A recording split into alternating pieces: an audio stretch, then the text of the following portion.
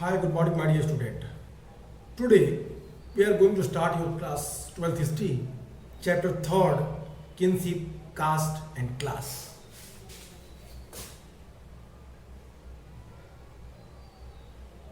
Class,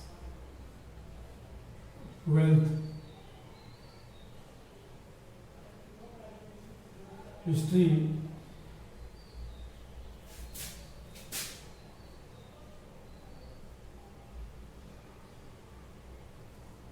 kinship,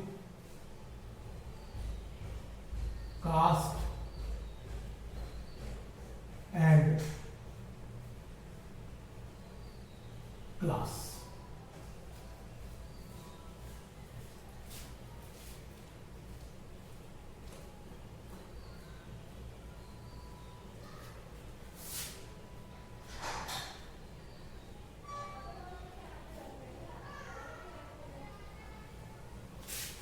My dear student, this chapter, kinship, caste and class, early society, this is very important chapter.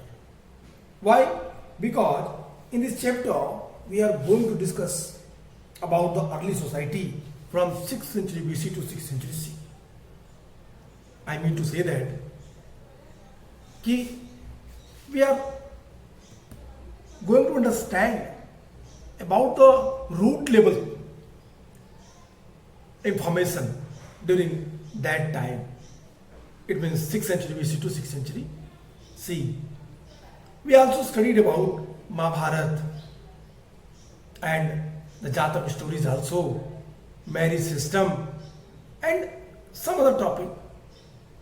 But here I want to inform you that in this chapter,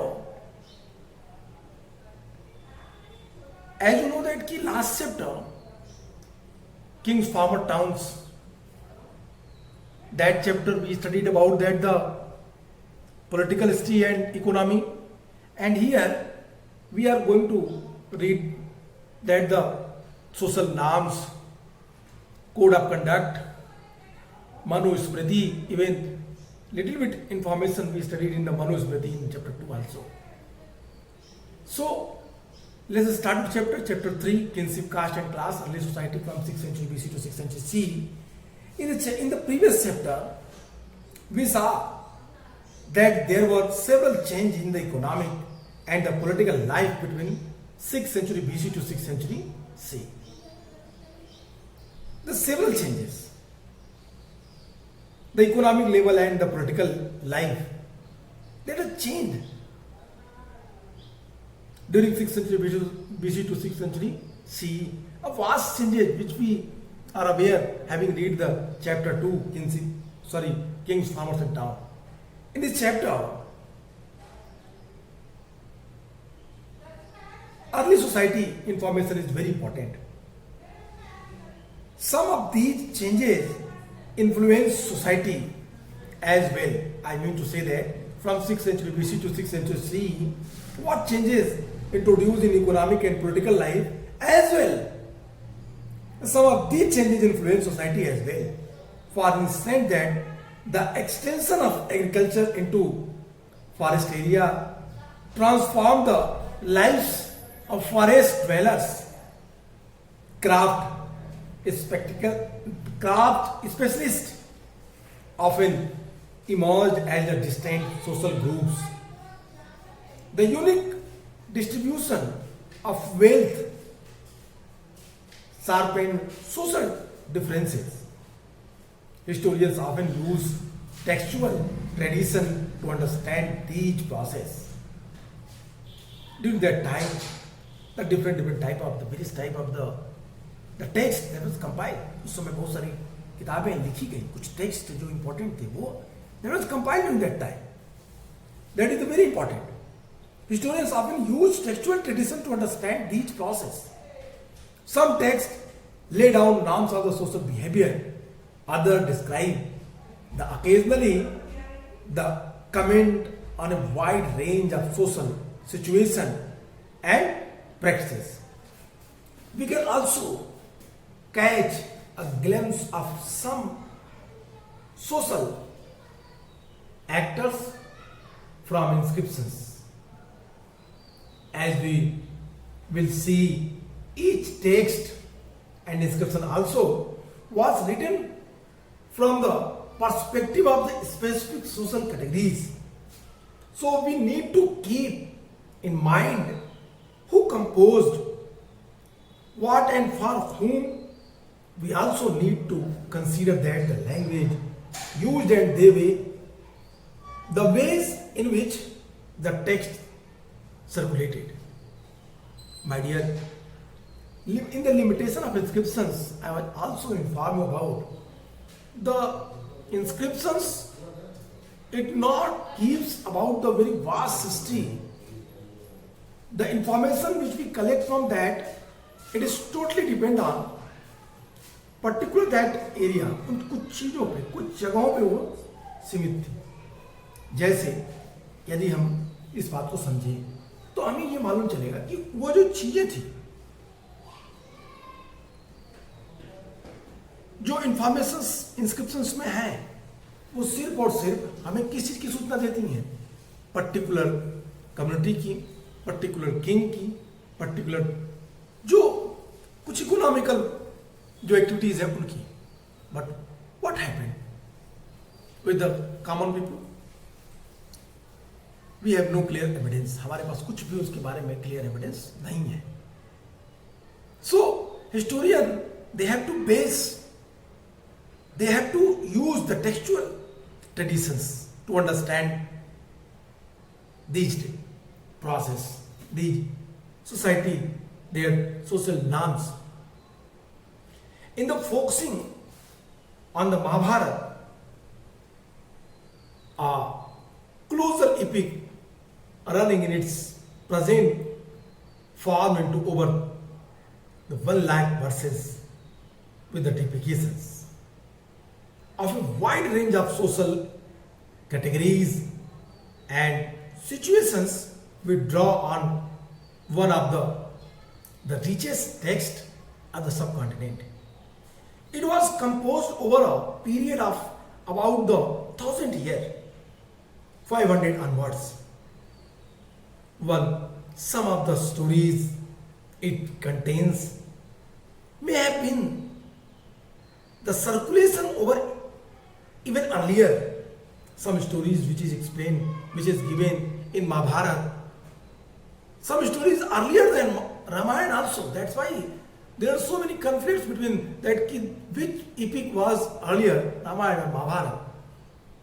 Even the most of historians believe that Ramayana is the earlier epic than Mahabharata. But the some story which is compiled in Mahabharata, no doubt to say that it was earlier than Mahabharata's main story. So, ये जो चीजें थी, I mean to say that it was composed over the period about 1000 years. And the central story of the Mahabharata about two set of warring cousins.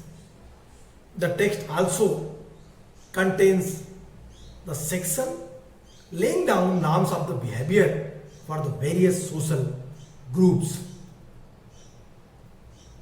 Occasionally, the principal character seem to follow these norms. What does conformity with the norms and the deviation from this signify? My dear, this is the general information about this chapter. This is the introduction of this chapter. Why I am discussing this point? Because it is on the basis of this introductory part, you can easily understand the whole chapter. What I am telling here, try to understand that. My dear, we had studied in the especially second chapter, the early political condition and the economy. Here, in this third chapter, we will read about the early society. And as I inform you, as I taught you in your previous chapter, that in inscriptions, it gives us only the information about the particular group or particular king. It's not able to explain the condition of the normal people. That is the limitation of inscriptions, as I told you in my previous class. So historians, they have to based on the textual information. Historians often use the textual tradition to understand these process. So that's why Mahabharata, that is one of the best options to inform us, the society. I hope you are getting understand what I am saying. Okay, let us come and try to understand this whole information. I am going to read again in the other language. I think it would be very fruitful for you. That कि जो kinship है, kinship का मतलब क्या होता है? बंधुत्व, भाईचारा, एक जो भ्रातृत्व की भावना से आगे बढ़ा. इट मीन्स बंधुत्व. चैप्टर के नाम से अगर आप समझे तो आपके चैप्टर का नाम ही है बंधुत्व, जाति और वर्ग. Kinship, caste and class. Kinship it mean बंधुत्व, कास्ट इट मीन जाति, और क्लास इट मीन्स वर्ग. It means what we read. The title of this chapter clearly informs us that we are going to discuss about that the one system also. I mean to say that social information, सामाजिक जो जानकारी है उसके बारे में हम जानेंगे. कब से कब तक?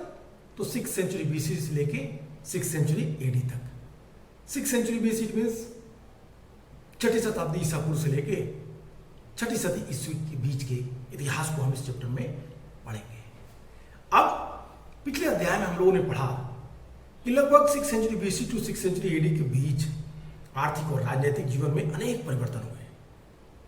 इनमें से कुछ परिवर्तन ने समकालीन समाज पर अपना प्रभाव छोड़ा.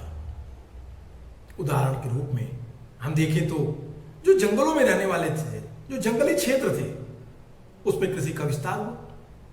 अग्रहार ग्राम. I hope you have remember where I taught you that what is the use of agrahara gram. During Gupta period, historians believe that the kings want to the religious merits, so that's why he donate the huge amount of the Agrahar village. And other hand, some other historians believe that no, kings actually the central power gradually become weak, so that's why he donate the land in their Samant, and with the help of this donation he want to कि वो जो सामंत है वो उनका reliable बन जाए, because what ever जो भी हो. तो इन चीज़ों को हम लोगों ने पढ़ा कि वन क्षेत्र और किस तरीके से उनमें खेती का विस्तार हुआ, जिससे वहाँ रहने वाले लोगों की जीवन शैली में बड़ा परिवर्तन हुआ. शिल्प विशेषज्ञों ने, जो आर्टिशियंस थे, क्राफ्टमैन थे, कि एक विशिष्ट सामाजिक समूह का भी उदय हुआ. संपत्ति, प्रॉपर्टी के इक्वल डिस्ट्रीब्यूशन न होने के कारण समाज में अनेक सारी विषमताएं उत्पन्न हुई. समाज में बड़ा डिस्क्रिमिनेशन हुआ प्रॉपर्टी का इक्वल डिस्ट्रीब्यूशन न होने के कारण. और अब यहां पे धीरे धीरे एक बड़ा बदलाव, एक बड़ा चेंजेस दिखाई देता है आपको. और ये जो चेंज है, ये बदलाव है, ये बदलाव ही समाज को एक नए दिशा और दशा देने का प्रयास करता है. इतिहासकार इन सब प्रक्रियाओं को समझने के लिए प्रायः साहित्यिक परंपराओं का उपयोग करते हैं, क्योंकि मैंने पिछली क्लास में, पिछले चैप्टर में आपको बताया था कि जो इंस्क्रिप्शंस हैं, जो अभिलेख हैं, उनकी कुछ सीमाएं हैं. उन सीमाओं के इतर वो इंफॉर्मेशन पूरी तरीके से नहीं दे पाते. इसीलिए इतिहासकार यहाँ पे मजबूर है कि वो साहित्यों के आधार पे भारतीय समाज को जानने का प्रयास करें. और वो इन्हीं साहित्यों के आधार पे ही, इन्हीं ग्रंथों के आधार पे ही सामाजिक व्यवहार के मानदंड को तय करते थे. कई सारे ग्रंथ हैं जिसमें समाज के बारे में और कभी कभी समाज में मौजूद विभिन्न रिवाजों पर अपनी टिप्पणियां प्रस्तुत करने के कारण बड़े प्रसिद्ध रही. Manusmriti, Mahabharata, Ramayana also. 8th century BC to 6th century BC के बीच जो ये काल था एपिक एरा, इस बीच बड़ा परिवर्तन हुआ। हम देखेंगे कि प्रत्येक ग्रंथ किसी समुदाय विशेष के दृष्टिकोण से लिखा जाता था।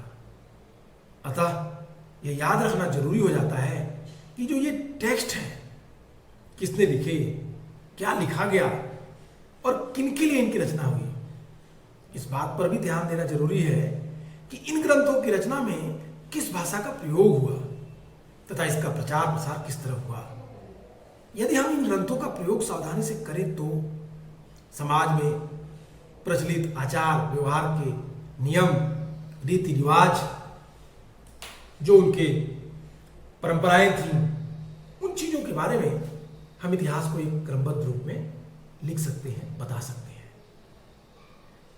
महाद्वीप, इंडियन कॉन्टिनेंट के सबसे समृद्ध ग्रंथ में एक महत्वपूर्ण ग्रंथ है जिसका यहां उल्लेख करना जरूरी है, वो है महाभारत। महाभारत जो अपने वर्तमान रूप में 1 लाख श्लोकों से अधिक है और विभिन्न सामाजिक श्रेणियों वो परिस्थितियों का लेखा जोखा अपने अंदर समेटे हुए है। इस ग्रंथ की रचना 1000 वर्ष तक होती रही। आपके एनसीईआरटी में 5000 बीसी से लेके 5000 एडी की बात करता है। अगर आप सीनियर क्लासेस में पढ़ेंगे तो 10th बीसी से लेकर के वो कहां से चलता है। कहने का मेरा सेंस ये है, इस ग्रंथ की जो प्राचीनता है अलग अलग जगहों पे अलग अलग है। जैसे आपका बुक लिखता है कि कब से, कह रहा है 500 बीसी से लेके नियर अबाउट 400 एडी के बीच किताब लिखी गई, करीब करीब 1000 सालों में। परंतु इसे 10वीं सदी ईसा पूर्व से 4ठी सदी ईस्वी के बीच की जानकारी प्राप्त होती है। मतलब कहने का सेंस ये है कि महाभारत जो है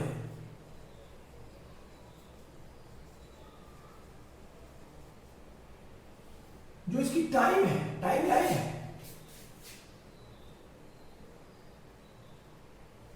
एनसीईआरटी कहती है 1000 ईयर लगे इसको, 1000 ईयर की इंफॉर्मेशन देती है। ऑफ कोर्स एनसीईआरटी कहती है कि 500 बीसी टू 400 सी के बीच ये लगभग लिखी गई, या इसको 500 सी कर लें, 1000 ईयर। बट सीनियर क्लास में अगर आप जाएंगे तो वहां पे कहता है कि ये यहां से शुरू हुआ,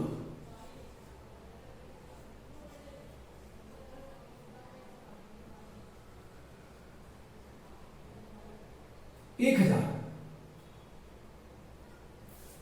ईसा पूर्व से कब तक 400 सी, करीब करीब 1400 सालों का इतिहास इसमें संरक्षित है। बेसिकली महाभारत की कहानी 2 परिवारों के बीच की कहानी है, कौरव और पांडव, 2 कजिन्स के बीच, उनके बीच हुए युद्धों की कहानी है। लेकिन इन कहानी के बीच हमें बहुत सारी इंफॉर्मेशंस मिल जाती हैं। विवाह के बारे में जानकारी,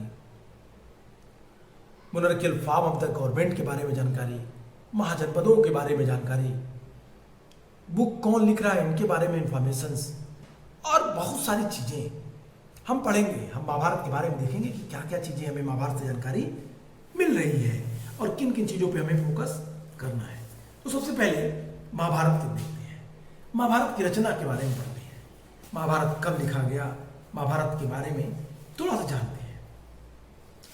महाभारत वेद व्यास ने लिखा।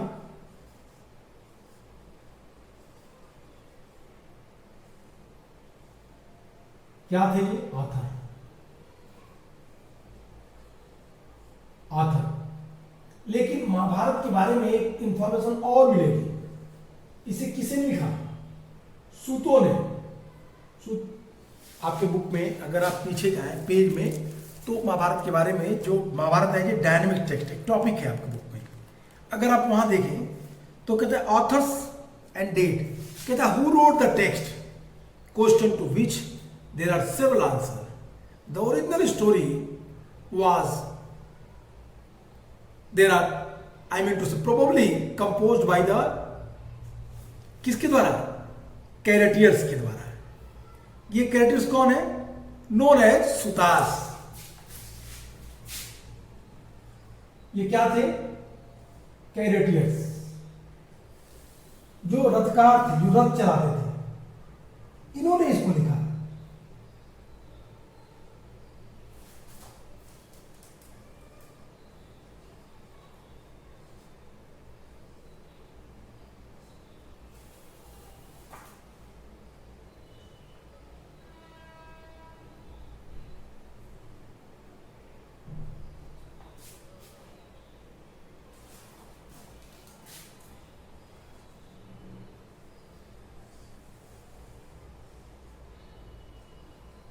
और फिर सूतों से ये ब्राह्मण्स ने अपने हाथ में ले लिया.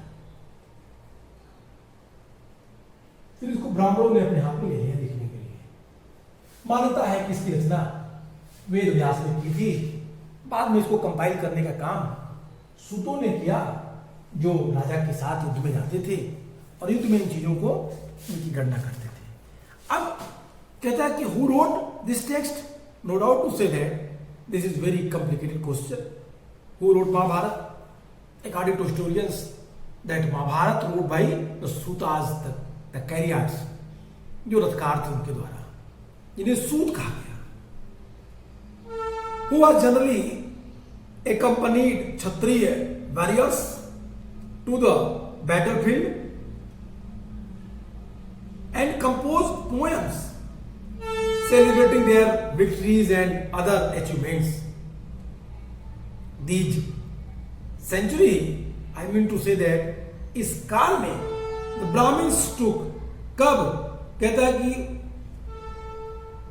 these composition circulated orally.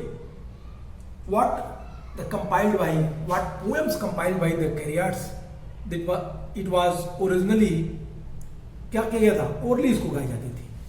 But समय बीता, टाइम के according, then from the 5th century BC, 5वीं सदी ईसापुर के आसपास, the Brahmans took over the story and began to commit it to writing.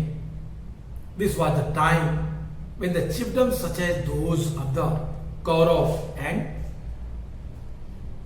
Kuru and Panchals, around whom the story of the epic revolves, were gradually becoming the kingdom. Did new king want their itihas to be recorded and preserved more systematically. It is also the possible establishment of these states where old social values were often replaced by new norms are reflected in some part of the story. अब महाभारत के बारे में, उनके लेखकों के बारे में एक जनरल इंफॉर्मेशन हमने आपको दी. हमने आपसे कहा कि महाभारत को किसने लिखा, तो मैंने आपसे कहा महाभारत को लिखने का काम किसने लिखा? वेद व्यास ने. ये वास्तव में ये कहानी वेद व्यास ने लिखी, लेकिन जब ये आपने प्रॉपर फॉर्म में कैसे आई? 5th century BC के पहले जो सूत थे, जो कैरियर्स थे, ये राजा के साथ युद्ध में जाते थे. युद्ध में राजा की विजय का उल्लेख, राजा की उपलब्धियों का उल्लेख ये गायन के रूप में रखते थे. बाद में 5th century BC तक आते आते जहां पे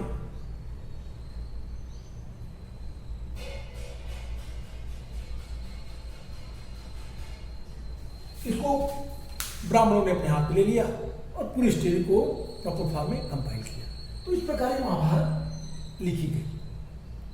महाभारत का काम हुआ, लेकिन it is very difficult.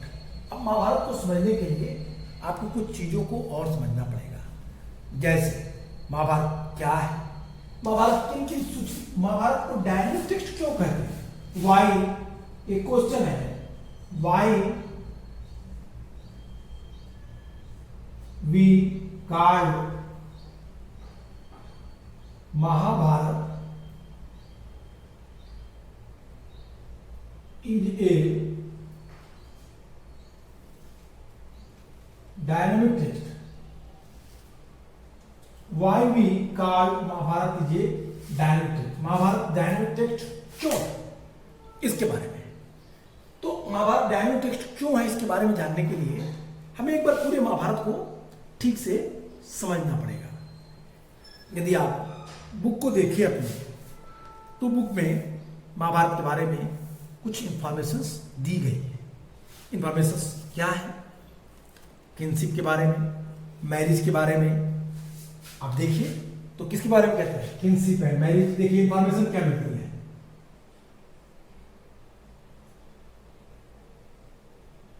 Kinship, marriage,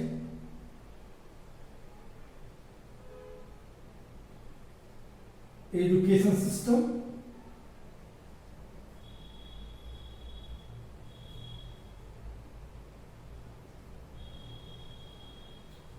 वर्ण,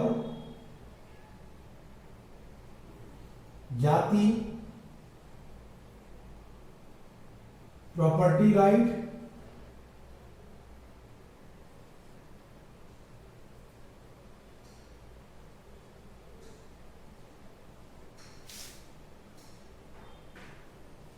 साथ ही साथ सोशल नॉर्म्स,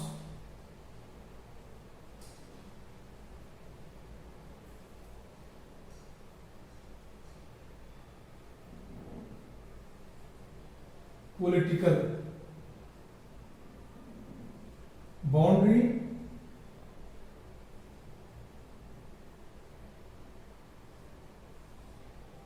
जनपद,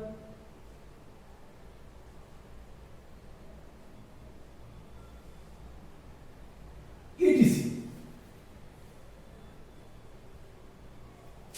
When I will tell you about that this answer, मैं आपको जब इस आंसर को बताऊंगा मैं उसको विस्तार से बताऊंगा किन किन इंफॉर्मेशन को है। जैसे मान लीजिए किनशिप के बारे में, रूल्स ऑफ मैरिज के बारे में, साथ ही साथ टर्म्स ऑफ फैमिली के बारे में, गोत्र ऑफ विमेन के बारे में, और फिर social differences within the beyond the framework of the caste के बारे में, राइट ऑक्यूपेशन वर्क सिस्टम के बारे में, मदर्स इंपॉर्टेंट क्या थी उनके बारे में, और फिर नॉन क्षत्रिय किंग के बारे में भी कुछ सूचनाएं हमको मिलेंगी। If you read your book according to topic, तो भी आप अपने टॉपिक को समझ के भी इस चैप्टर को, इस टॉपिक को समझ सकते हैं। महाभारत को डायनेमिक टेक्स्ट क्यों कहते हैं? यदि आप फर्स्ट पोर्शन को मिलाएं, इंट्रोडक्टरी पार्ट को मिलाएं, या टॉपिक फर्स्ट को मिलाएं जो आपके बुक में है, the critical edition of the Mahabharata. एक टॉपिक जो है आपका दी क्रिटिकल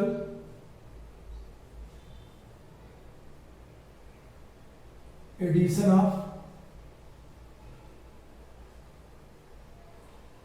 महाभारत, और सेकेंड टॉपिक आपका होगा ऑथर्स। ये दो टॉपिक को अगर आप मिला के लिखें तो आप इसका आंसर इजीली लिख देंगे कि महाभारत क्यों डायनेमिक टेक्स्ट कहा जाता है। इन टॉपिक को मिला के करेंगे तो इस तरीके से आप चाहें तो आंसर को अच्छे से फ्रेम कर सकते हैं, लिख सकते हैं।